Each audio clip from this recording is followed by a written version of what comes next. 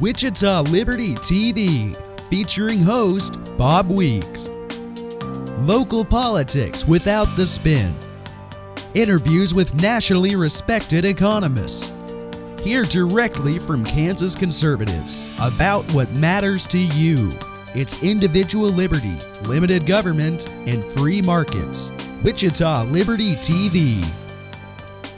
Hello, I'm Bob Weeks for Wichita Liberty TV, your weekly source for news, analysis, and commentary about Kansas and Wichita government and public affairs. As you know, I'm the publisher of the Voice for Liberty at wichitaliberty.org. You can find Wichita Liberty TV there. Also, show notes there about topics that we'll be talking about today. And with me, as always, Karl Peterjohn.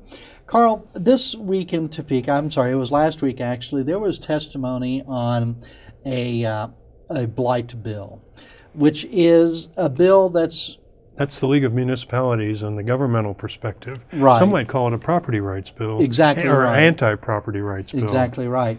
This is warmed over from last year. Last year this bill was brought up. I guess it's been revised a little bit this year.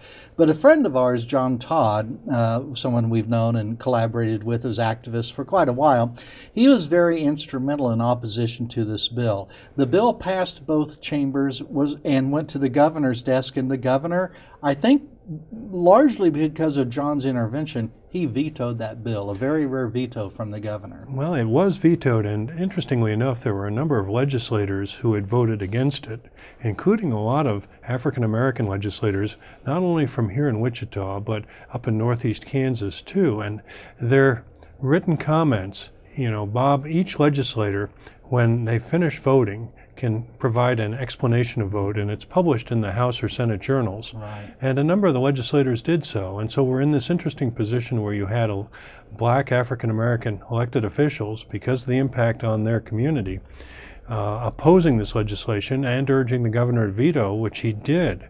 And interestingly enough, the leading proponent for this legislation is a city council member here in Wichita, Lavonta Williams, but she has the full support of the Wichita City Council from everything I've been able to find out. Yeah, she's really taken the lead on being the face of the city of Wichita, I think, and pushing for this bill.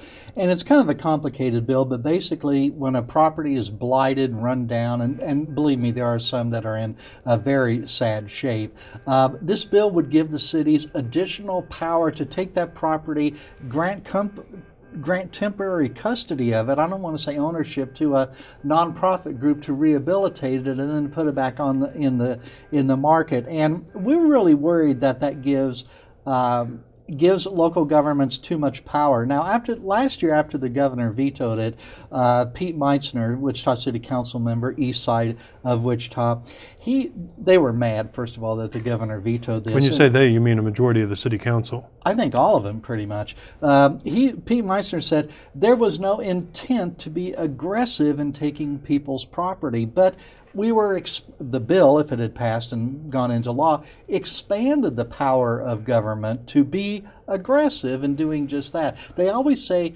well, we need this bill to give us powers, but trust us, we're not really going to use these powers. Well, the city and local governments have significant existing powers, Bob, and the expansion of these powers was what was being proposed last year, and which the governor decided to veto on property rights grounds. And I think these were some of the strongest statements I've heard from the Brownback administration in terms of defending economic freedom during his time in the governor's office. Exactly so. And there was, I think, really a good thing that the governor did. But Wichita City Council members were also frustrated. The mayor, Jeff Longwell at that time, he asked the opponents of that bill, well, what would you do when confronted with blight? And that's an argument we get a lot of time. You oppose something, but if you don't come up with an alternative, you're bashed, really, as saying, well, you're just against everything. You don't have an alternative. Well, but sadly, Bob, First of all, if you see something bad, you can criticize that without having an alternative. Well, I think that's absolutely true, but if you look at the history of government housing programs, the federal government and state and local governments have been fighting what they, I think, commonly like to call blight for literally going back well into the Half a last century, we can yeah. go back to urban renewal, which was an utter failure, and we've compounded these failures, and we're spending billions and billions of dollars each year in existing programs which still provide evidence of blight. The dynamic side of this, Bob, is John Todd has talked about, and I think put together, tools that can be used to renovate. And you look at some of these programs, and I'm going to mention a program that's not on this wonderful station, but Fixer Upper, where they take, in many cases, very dilapidated homes and literally pick them up often for a very modest price, remodel them, and turn literally the sow's ear into, for the new owners, often a silk purse. And to top it all off, you remember we had lunch with he's now a former senator, and talking about the Blight bill, and we told him, I think you told him particularly, that there are a lot of powers that cities have to deal with blighted properties, and he said, I didn't know they had all that power, yet he voted for that bill. So, Karl, we've got to take a moment off for a commercial break. We'll be back in just a moment with the Voice for Liberty.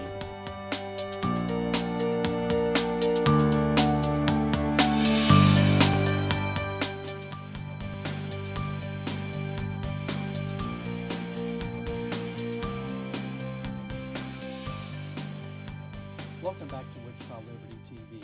I'm Bob Weeks with Karl Peterjohn. So, Karl, there was also a hearing last week up at Topeka regarding the carrying of weapons on campuses. Now, we're talking about handguns, right? Firearms, right? So, I mean, we haven't gotten into axes and swords. No, not yet. But so we have a constitutional carry in Kansas, they call it, which means you don't even have to have the concealed carry permit any longer. But the state universities have been well, they call them a safe zone, but anyway, they're exempt. You haven't been able to carry a gun on college campuses because they had an exemption which is going to run out at the end of June, I believe. Well, you can't legally carry. Right, obviously. legally, that's right. I mean, I'm sure people do.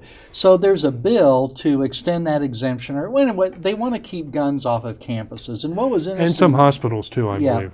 What was interesting was the the general counsel of the Kansas National Education Association, that's the teachers union, he told the committee that heard the testimony, go to a college campus, spend a day, get a sense of the interaction that goes on a college campus, get a sense of the lack of adultness. Now, I thought, okay, given that a huge majority of students at Kansas State universities probably came from Kansas public schools, whose labor policy is controlled by this guy's union, lack of adultness, he probably has a pretty good point there. Well, but in contrast, 18-year-olds and older can vote for governor, for president. They can serve in our armed forces and be drafted, and they still have to register for the draft legally under federal law.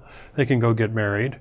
We're talking about adults here, Bob, and we had close to 90% of the people, both in Sedgwick County and in the state of Kansas, vote for the constitutional amendment in 2010 that basically reaffirmed and clarified that the Second Amendment provisions in the state constitution for self-protection included the right to possess weapons and firearms. Yeah, and I think that when concealed carry in Kansas passed quite a while ago, it was over Governor Sebelius's veto. So that means there was widespread support in the legislature to override a veto. But here's something I thought that was funny, Karl. They tell us that college students can't be trusted with guns because of their immaturity. But whenever college students wage protests against whatever injustices they perceive, media treats them as though they were wise men, as though they were sages, profoundly wise and relevant. We have to pay attention to the students. They know what's going on, but no, they can't have guns. Well, this is sort of the juvenilization of our society, Bob, because on the one hand, are we going to treat them as adults or are we treating them as children? Mm-hmm. And if we expect people to behave responsibly and you take away the freedom to exercise and basically say, this is beyond your capacity, mm-hmm. although you can get married You can have a firearm, I guess, if you decide to join the armed forces, but you better not pack here at the good old State University. Wichita State University, yeah. And there's also, we're told over and over that there's this campus rape epidemic. I mean, some sources say that by the time a young woman graduates from college, there's a 20% chance she's been the victim of a sexual assault. Now, I think a lot of people believe those figures are way overstated, but if you were out on a date, as a young college man with a young co-ed, and if you thought that she might have a gun in her purse and know how to use it, you might be a little bit better behaved. You think, Karl? Well, I don't want to go walking down that memory lane in particular, but we did not have concealed carry back in the dark ages of the 20th century when I was in college. So it was definitely a different era in the 1960s and 70s. And as far as concealed carry permit holders, and of course you don't have to have the permit to carry in Kansas, but you used to have to, and in many states you still do. There's been very few incidents of lawful concealed carry permit holders actually committing crimes. That's true, although we did have a well-publicized incident where a member of the legislature had a legally concealed carry firearm and left it in a committee hearing room. But I contrast that, and I'll throw this out. We've had some media debacles, and I think the University of Virginia rape case that Rolling Stone magazine had, and the whole Duke University lacrosse team fall into those categories too. So this is an ongoing situation where you have fallible people and fallible situations, but obviously protecting people and their persons and property is an important role, and it's something we want to keep people safe on campus, but we also want to have a situation where people's rights are protected too. And that legislature, unfortunately, it was revealed the day of the hearing of this campus carry bill that he had left his loaded gun, in a committee room. So that was kind of an unfortunate line of timing there. Anyway, it's another segment of Wichita Liberty TV. I'll be back in just a moment.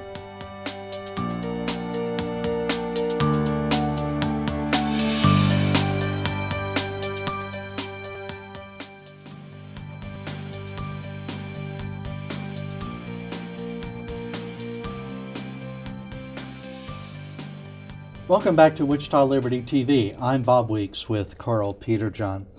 Speaking of Kansas Legislature committees, what's really frustrating to me is the written testimony. Now, if you want to testify nowadays anyway at a committee at the Kansas Legislature, you can go up there and speak. You just have to ask, and you're probably going to be able to do that. And they'll usually ask that you submit written testimony, and you can also submit written testimony without having to go there and speak. Now, that written testimony is oftentimes very useful, but it's very difficult to get a hold of. At the legislature's website, each committee has a link for testimony and so forth like that, but 2 years ago, I examined every committee and found that only about 1/3 of the committees were actually posting this legislation or the testimony on their site. And it's so easy to do because you're required to submit it electronically. It could be put up on the website very easily. I did that last week. John Todd gathered for me from the committee assistant testimony of 22 people. And in about 15 minutes, I gathered that together, made it into one PDF file, and posted it on my Google Drive account. And that 15 minutes, I think I was interrupted by a hungry cat and a phone call too. So it really is very easy to do, but they just don't do it up there very often. Well, Bob, there aren't as many people who are as computer literate as you are, and you may say that this is very simple and easy to do, but for folks, particularly of the older generation, Bob, and you've got a lot of folks just understanding the process who, working for the legislature as a secretary or support staff in one capacity or another, they're part-timers. You've got seasonal, you've got older folks who this is what they do during the winter.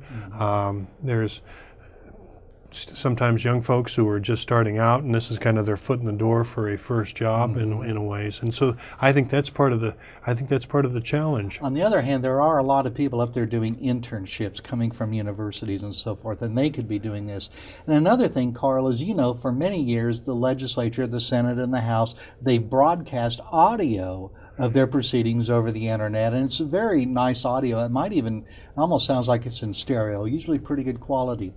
But it's live, so you have to be you have to listen to it when it's live, and sometimes some of the action goes on at 2 a.m. in the morning, as you know. So I've asked, could I get the audio file from some date? I did it a couple of years ago. Oh, we don't keep those audio files. Oh, no. That would be very simple to keep, and for a very low cost, you can just put it up on a podcast site like I do, like Joseph Ashby did, like Andy Hoosier did, like everybody does, and then that would be a permanent historical record that anyone can listen to at any time. It would be so low cost that it's just infuriating to me that it's not done. Well, there was a major effort, this is going back in the last century, when Tim Schellenberger was Speaker of the Kansas House, who really wanted to try and have not only the audio, but also a visual record. Mm-hmm. Now, it was going to just focus on the podium at the Kansas House and record what was going on. You'd be able to see whoever was chairing the body at that point and whoever was speaking at the well. And that's sometimes some of the, because one of the challenges, if you just have an audio, Bob, you can hear the voices, but to have the context who's speaking, and if you don't recognize the voices or you kind of come in the middle of the conversation, it can get tricky because people come and go from the podium, and you'll have a person speak in support of or maybe oppose whatever the motion happens to be. Yeah. And you cannot get your hands on the, if you just have the audio, it's sometimes hard to tell because we don't have the ability, like you introduced me when I came in, and there's a picture of both you and me, and so people who are watching, they can tell. If you just hear voices in the background and it's not often clear, sometimes they'll say, and they have their own rule for doing it, the senator from Sedgwick, and if we've got 7 senators from Sedgwick, so so if you may hear a male voice or if it's a female voice, that kind of narrows it down a little bit, but it's sometimes not always clear who's speaking on what issue. It's just really infuriating to me, Carl. And it infuriates other people too. In particular, City Council member Pete Meissner, I hate to pick on him again in this thing. He has mentioned several times in public how the legislators up in Topeka, they can say anything and it goes by. We're down here in Wichita, our meetings are on video and they're permanently on the City of Wichita's website, as is the Sedgwick County Commission does that too. So whatever we say is in our permanent record. Well, in Sedgwick County, to their credit, we have in effect a verbatim transcript of the meeting, and in the case of the City of Wichita, and I think the school district, they just kind of have a topic notes in terms of their minutes. But there is more detail and there's more record available in terms of on the video side of it.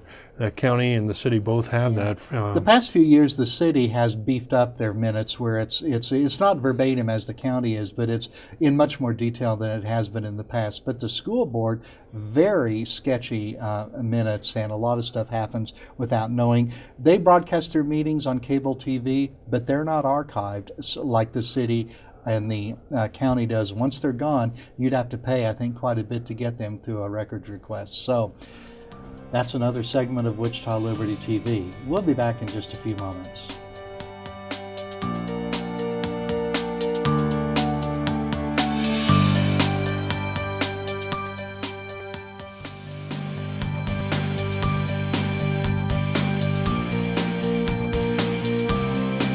Welcome back to Wichita Liberty TV. I'm Bob Weeks with Karl Peterjohn. Another topic in Topeka that's going on is people are saying KPERS is being robbed. Now, KPERS is the Kansas Public Employee Retirement System. It's the pension plan for state employees and some county employees. I think you are a member of KPERS from your service on Sedgwick County Commission. And it covers the school districts in the state and a lot of local governments, although not the City of Wichita. The City of Wichita has its own plan. So, and that is true. For full disclosure, I am a vested participant in KPERS, although I'm not a beneficiary at the moment. Yeah.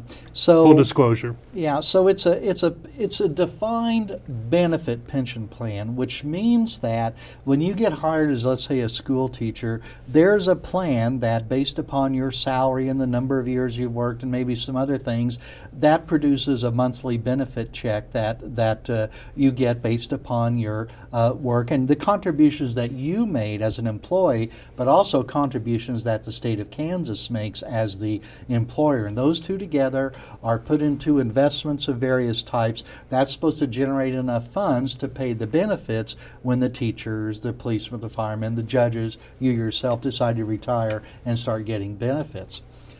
So the problem is that in Kansas and in many states, the legislators simply don't make enough contribution to reasonably expect to fund the benefits that are being promised. That's been a huge challenge. And Kansas at one time, just a few years ago, had been ranked, when you're looking at all 50 state funds, we had been in some surveys as low as the second worst in the entire country. The state of Illinois was actually worse. And Governor Brownback, in his first term, to his credit, they changed the structure, increased funding in various ways, increased the employer contribution and the employee contributions both, and very significantly so, modified the benefits very slightly, and put us in a position where the most recent surveys I've seen, while we're still in the bottom half by far, and in fact even the bottom quarter, we're not at the very bottom, unlike Illinois. So the situation's improved a bit, but I think it's still troublesome. And why is this troublesome, Karl? I mean, KPERS, it's just a pension plan or whatever. Well, it's a problem because if we don't pay now, we're going to have to pay a lot later, and it's taxpayers who are going to have to pay. The courts have ruled that this is an obligation that basically the taxpayers are all going to be on the hook for one way or another, and that's it's a contract between the state and its employees. And if the state were to break that contract, that would be, a big deal. The courts have basically said that the states can't do so, and that these agreements have to be funded. And one of the problems, we have a couple different aspects to this. The rate of return that's projected, and Kansas has a very high rate. They project an 8% rate of return per year. Plus, a couple of years ago, the legislature and the governor decided to try and beat the market, so to speak, by borrowing roughly $1 billion to help increase the cash that KPERS would have, and then use that to hopefully invest, and that the interest earned would exceed the interest that would have to be paid on that borrowed money. And I think in the first year they just barely beat that, so it turned out to be a very small positive. And the governor and all the Republicans and everybody say, look at the progress we made in KPERS, and they count that $1 billion as progress, but really we've just shifted debt to somebody else. Well, basically that $1 billion will have to be paid back, and it's going to be it's going to be a bookkeeping factor on the books, Bob. But the real question is, should we continue to try and strengthen the system so that we can avoid an environment that if the market heads south and the stock values and bond values go in the wrong direction, this is going to hurt that rate of return for KPERS and make their financial liability situation worse. We have reduced that rate from 8 to 7.75% last year, but that's just a little tiny thing. Well, 25 basis points is nothing, Bob. A lot of authorities think that we should really use more of a risk-free rate of return, which might only be 3 or 4 or 5%, which would really turn these calculations on their head as far as how bad a shape these pension plans are in. Well, this is part of the problem that we've had with and gets into a federal issue of the Federal Reserve, and the fact that the Federal Reserve has driven interest rates, both short-term and long-term, way down. And that's had an impact. It increases bond prices, which has been positive in terms of the return, if you hold the bonds, if you're going to sell those bonds. But if you're in a position where you're holding them for a long-term basis, those bonds eventually will go back to par, and if you have an interest rates return to a more normal environment, which the Fed's indicated they're moving in that direction, that's likely to be a ongoing challenge for KPERS, regardless of what happens in the near future. And Karl, as we finish up here, as gloomy as a picture we've been painting, it's getting even worse, because as part of the plan to balance the budget this year and the next, the governor has proposed cutting KPERS contributions by the state even further and not paying back some money we effectively borrowed from KPERS to make last year's budget balance. So I have a fear. I hate to leave the viewers in this frame of mind. It's going to get even worse, I think. Well, pay me now or pay me later. Exactly right. Well, that's it this week for Wichita Liberty TV. Karl, thanks for joining. I'm Bob Weeks.